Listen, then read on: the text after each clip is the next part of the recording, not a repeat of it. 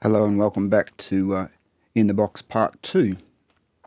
In this particular tutorial, we're going to look at virtual console strips and virtual tape recorders and take the metering a step further, but also within that metering environment, or gain staging and level matching, we'll also look at how the console strips and the tape can be used to naturally warm up and integrate the mix without too much intervention as yet from any kind of outboard compression or EQ.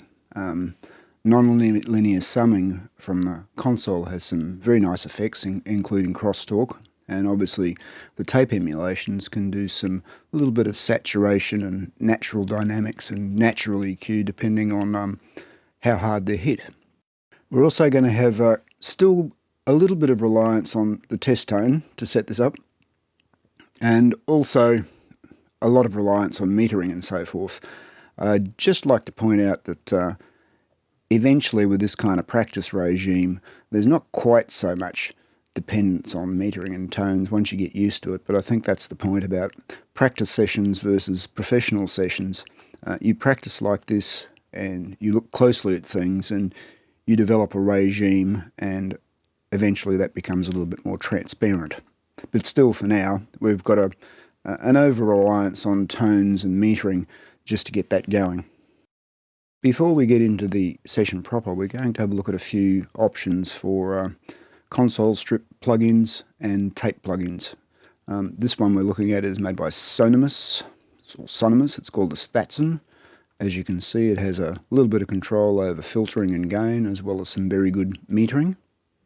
The strip bus console from SK Note, similar features. Waves make some very good material, and they're available in the Conservatorium studios here in Brisbane. The non-linear summer is 3 kinds of console strips based on famous consoles and emulations of them. They also make the Red, which is an emulation of 2 of the Abbey Road consoles. These particular strips I find are a little over dramatic, and really they tend to enforce character and a lot of drive, really. They're very easy to hear what's going on. It's great for some music if you want to slam a bus and get it overly warmed up. But my preference for console strips is made by Slate. It's called the Virtual Console Collection, the VCC. I find it to be a lot more transparent. It'll certainly warm things up, but right across a bus, it's a very natural sound, and it's actually quite difficult to make it drive hard, but by the same token, I find it really stitches the mix together very well and behaves much like a real console. For reference, this is a sound-on-sound interview of the Slate VCC. It's quite detailed about how it works, how it's calibrated, its electrical artifacts, and you might want to have a look at that because my experience totally aligns with that review. In tape, we have some UAD plugins. They make some very good emulations of Studer tape machines and also a mastering tape machine. I guess the only downside with the UAD plugins is, of course, they depend on hardware and Shark chips on a PCI card or in a Firewire box, now Thunderbolt in the case of Apollo. So there's a bit of investment in hardware to get the UAD plugs going, but having said that, they're, in my opinion, some of the best native emulations available. Something that's a standalone plugin, though, is again from Slate Digital, and they make their virtual tape machines, the VTM, and they're very nice as well. So in my session I'll be making use of both of those Slate tools primarily. Back here in Pro Tools, just a couple of changes have gone on from the last session. I still have my grouped audio tracks, instruments and buses, but I've named a few things now. As you'll see in the slate VCC, it can emulate a variety of consoles, so I've set up one of these for each of the buses. The first one an SSL, Neve, API and Trident. Otherwise I've renamed the bus sends so they're a little bit more obvious about what's being routed where. The tone's turned on as before, 1K neg 20. Let's have a look at that on the first channel. Drop the output level a little bit. We've got our Klangheim inserted again, calibrated at neg 20. That balances up quite nicely. Let's have a look at, in the first instance, the UAD. This is the A800. You see you can calibrate your tone to tape, and you can set the output to go on. This particular tape machine is calibrated at neg 6, 456 tape, 15 IPS, which would be nice to warm things up, particularly in the drum kit we'll see later. And this is being fed on to the VCC channel strip, and as we can see, the input's a little bit hot, so we can just drop the tone back as needed and then on through the system. The Studer from UAD also has this nice little flippable lid where you can get inside and really tweak it up. It's a very good emulation of a real tape machine. Let's put that away for the moment though, because rather rely on the hardware PCI card, I'm going to make that inactive, and we'll just use the native Slate plugins. I think the bundle of VTM and VCC is about $2.99 for the pair, and comes in most plugin formats. Just do the process again, we'll trace it through the pathway. Their virtual tape machine, again set to 456, 16 track, 15 IPS, and we can calibrate that. We go on the back here and we can calibrate the entire tape recorder for neg 20 to make it match up, and as you can see, you can make groups for those tape machines, like on buses, have different kinds of settings going on and different kinds of calibrations, but for this exercise we'll just calibrate the whole thing to neg 20. There's our tone coming in. You can gang input and output together, which is quite nice, but I'm going to make them separate because I want to be able to control the output. Let's have a look at the VCC, and we can see the input's a little bit hot, so we'll just drop that back a bit. And so on through the system. Let's go over to the bus, and we could calibrate that back a little bit on the input. Now it's just worth describing this VCC a bit more. As you can see, we've got tape instances on every channel, and we have VCC instances on every channel and also on the buses, because there's two kinds of VCC plugins, the channel strip and the bus strip or master strip. So what you can do here is create different kinds of console emulations. So as you've seen, we've got a SSL on one subgroup, a Neve on another subgroup, an API, a Trident. There's also options for an RC tube. And the way this can work is you can group channel strips to masters, and this controls the whole bus. You can calibrate it, again, right across the system at neg 20, or you can calibrate independently for different console emulations. The other thing that's interesting about this particular channel strip, the VCC, is the input will drive the VU harder and into distortion, The drive works a little bit differently. It basically gives you greater electrical and non-linear summing artifacts. It's quite subtle, but in my experience, what I found it useful to do in the VCC is use the input to set the VU meter so that your RMS is roughly around 0, as you'd like, just like we've seen in the metering, and use the drive to provide greater non-linear artifacts and more console-like sound without necessarily slamming the meters. This is particularly apparent on the hotter consoles, say like the Neve, the Trident, and the RC Tube. We can use this in conjunction with how hard we hit the tape emulation as well. So let's put that away. And what we're going to look at is that same stylus RMX instance that we used on a previous tutorial, and the 4 parts, which were a basic kit, a hi-hat like part, a snare, and some congas. What's changed a little bit here and has been routed is on the stylus RMX, like most VIs, you can route different sounds to different outputs, which means you can use just one instance of the virtual instrument and have its outputs assigned to different strips, so you can process them differently, pan them differently, set the levels differently.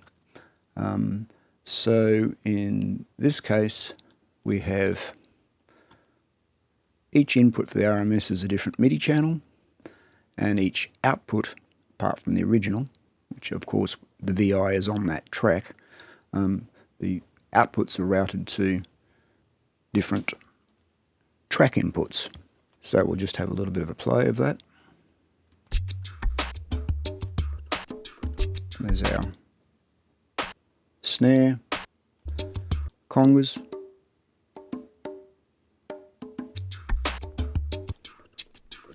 hi-hat part, main kit part. And we'll just have a look around the metering and see how that's going. Here's the input on the main kit, drop back neg 9, looks quite good. Here's the tape.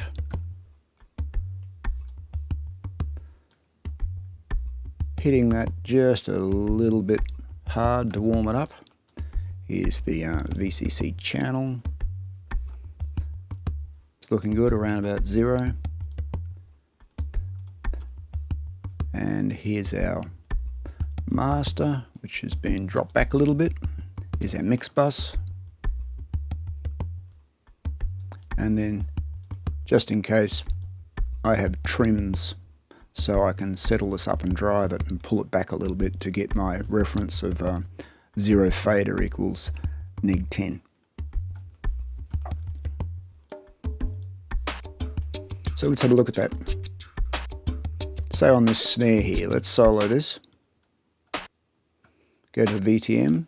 I want to drive that a bit harder, I think. Let's hit the tape.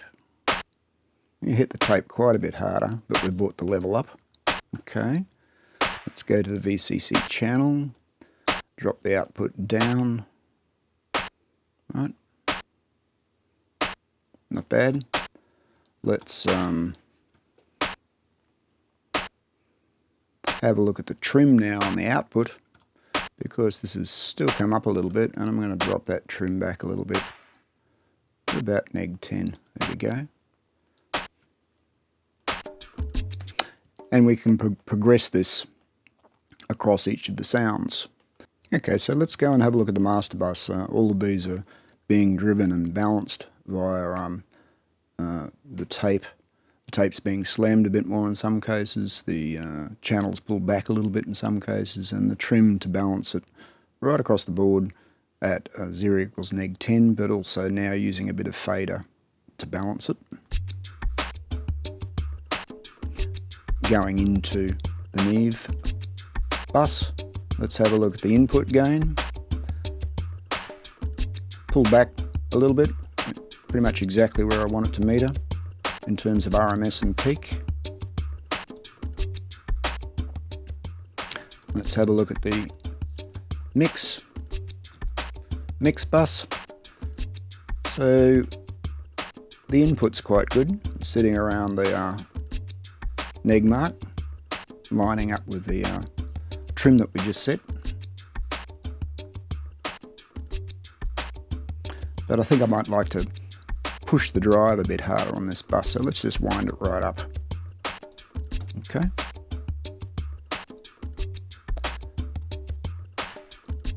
On the output side, I might be inclined to pull that back a little bit. See if I can get my neg 10 reference going. Round about there. Drop it back a little bit. Okay, that's not bad.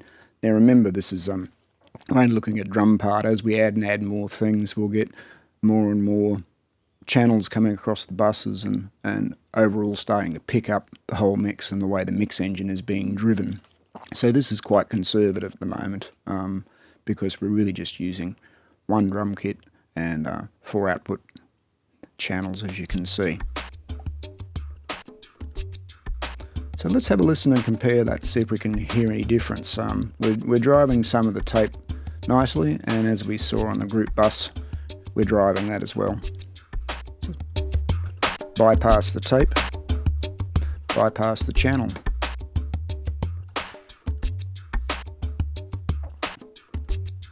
Sounds quite clean, but hasn't got a lot of oomph or warmth. It doesn't seem to stitch together quite as well to me. And let's turn the tape back on. Definitely got a bit more oomph. Let's turn the channel back on. Tape off. Just channel. Channel off. Channel on. Tape on. Nice, it's melding it all together rather nicely, beefing it up, warming it up, saturating some of the higher frequencies, and certainly doing quite a nice job on the bottom end.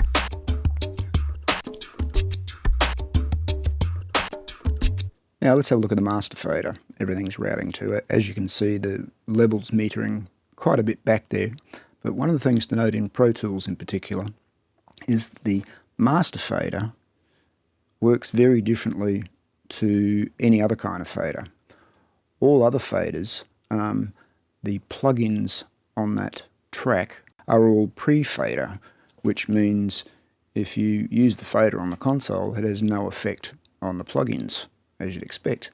The master, however, all plugins are post-fader, so everything you do on the master affects whatever's inserted on it. I guess that's primarily because you can use this as a gain trim tool, but that's important to note. It's a very different kind of fader. Now, what we've got going on here then is no kinds of EQ or effects or compression or anything. All we're trying to do is get good level to the fader, to the master fader, and we'll see more of that in the next session about pre-master mixing. So all I've got here is our trim tool and VU on the input side, and I've got a couple other meters on the output side.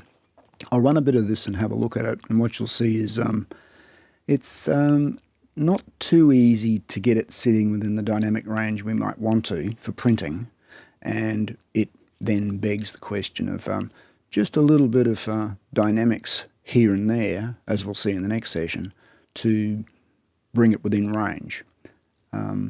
Let's just run that.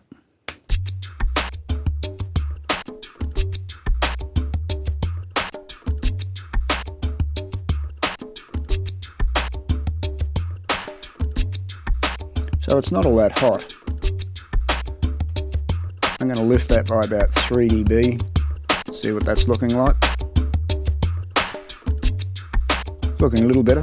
The meter's looking a bit better, but we'd probably like to get that up a bit more without peaking. Let's have a look at our Blue Cat audio meter.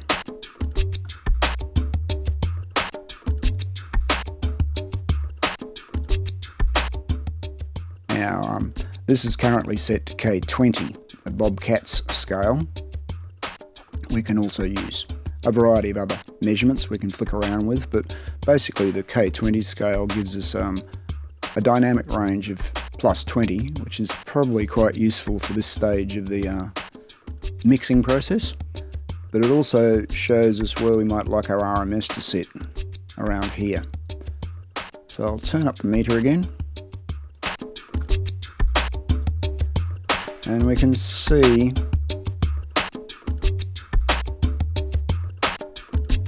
our RMS in the K meter is telling us it's slightly under the desired 0 point, average RMS. That's how the K metering's working.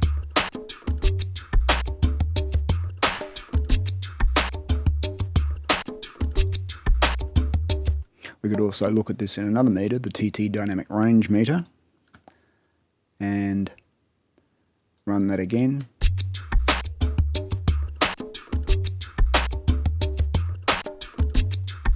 Round about neg 20,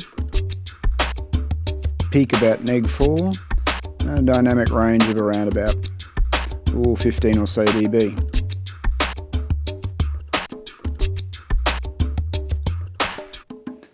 We could hot this up a bit more if we wanted to, but generally I find this K20 reference point quite nice for this stage of the proceedings. A bit later when we apply some compression, etc., we'll see that K14 is generally what's used for pop music, rock, R&B, etc. K20 is a good classical scale or wide dynamic range scale, and that's why it's nice right at this point when we haven't really done much processing. I'll just lift it up a little bit more.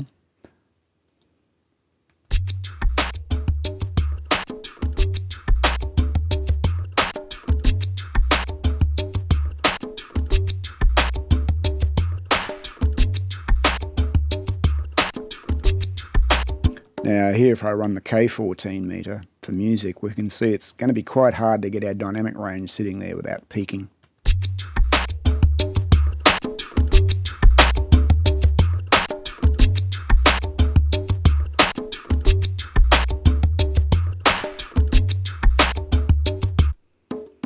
So if you follow that through, you can kind of get some idea of how just a little bit of bus compression could help you sit within the range and just massage the mix a little bit. For now, we're going to stay with K20, seeing as it's basically raw except for the tape and channel strip. Pull this back a little bit.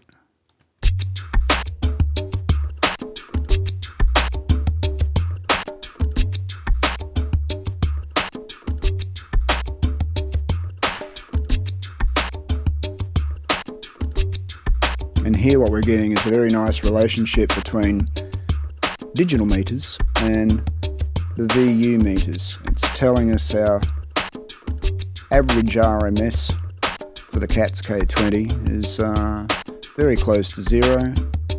Our peak meter, our VU and peak meter for that matter, is giving us very similar readings. And basically we've just gained it up by about 3 dB to get it in the zone we want it to be in, which is actually reading like a little over neg 6 with a fader at 0. Of course, the more material you add to this mix and the more that comes through the buses and the more frequency ranges and different kinds of emphases on sibilant material, high-end peaks, low bass frequencies, extended mid-range, that's all going to affect this gain structure, but it makes it fairly easy to just go through and tweak it as you go along and keep your eye on the meters. As I said, as long as you're pre-fader metering and watching what you're doing, it becomes second nature over a while, and you can see this happening down here. This particular tutorial has been about my experience with the tape machines and the console strips. I like the Slate a lot, particularly the VCC channel strip. And the UAD tape emulators are also brilliant, as well as the VTM we've just seen. That's all for this tutorial. In the next part of the In the Box series, we'll be looking at adding some music and some parts and doing a bit of a mix down, and relying much less on tones around the system and much more with music on the system. See you then.